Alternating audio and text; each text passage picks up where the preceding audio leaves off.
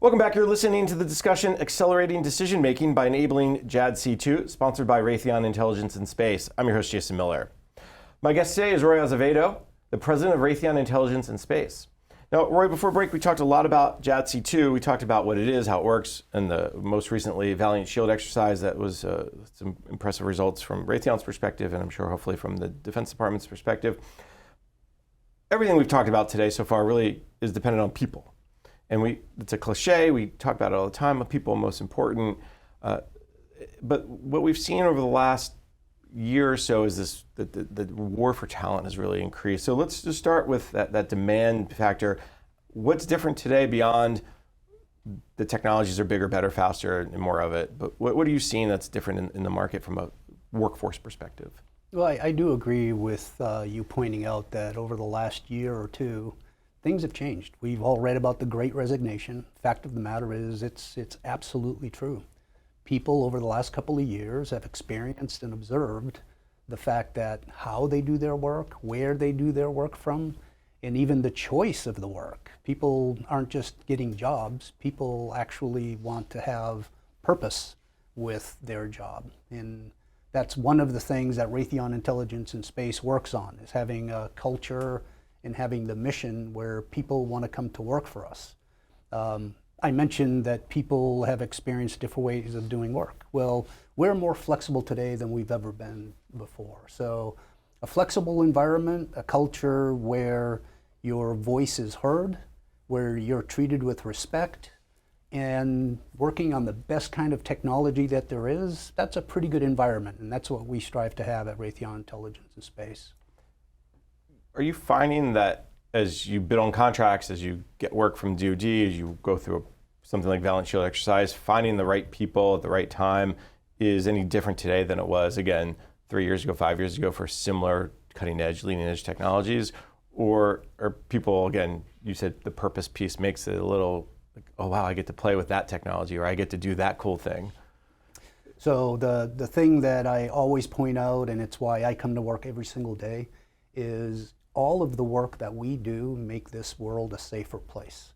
We have a role in national security, and even in our civil side of the business, what we do in terms of software systems for air traffic controllers for takeoff and landing, everything that we do makes this world a safer place. And I think that's a pretty good mission. I think that's purpose to the work, people understanding how they can contribute to the protection of the nation is an important element that we have.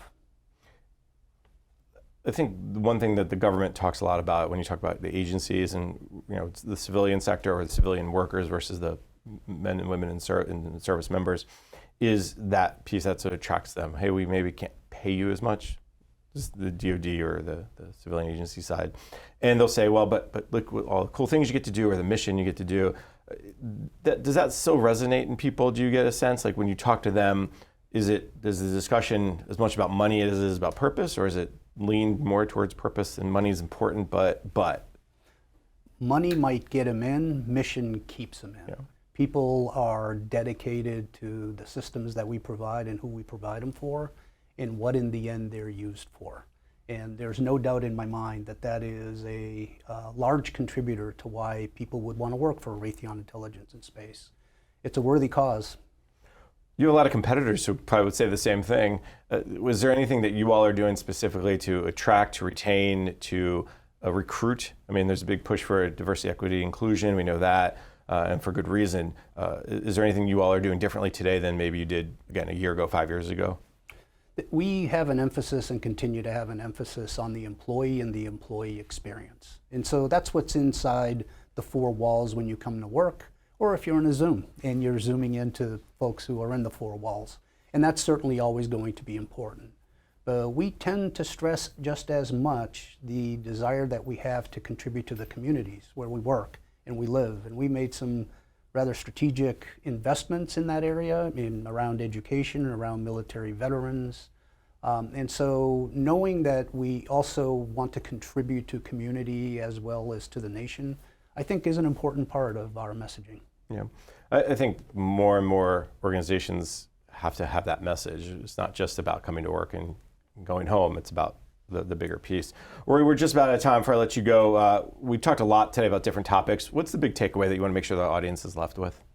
Washington, D.C. is our headquarters. We got a great workforce Just recently moved here, right? It is, that's right.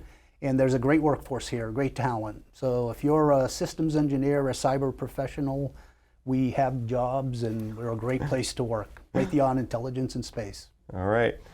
Simple and short, I appreciate it. Roy, unfortunately, though, we are out of time for today. I very much enjoyed our conversation. So let me thank my guest. Roy Azevedo is the president of Raytheon Intelligence and Space. Roy, thank you so much for taking the time. Thank you. I'm Jason Miller, and you've been listening to the discussion Accelerating Decision Making by Enabling JADC2, sponsored by Raytheon Intelligence and Space on Federal News Network. For more on this discussion, visit federalnewsnetwork.com and search Raytheon Intelligence and Space.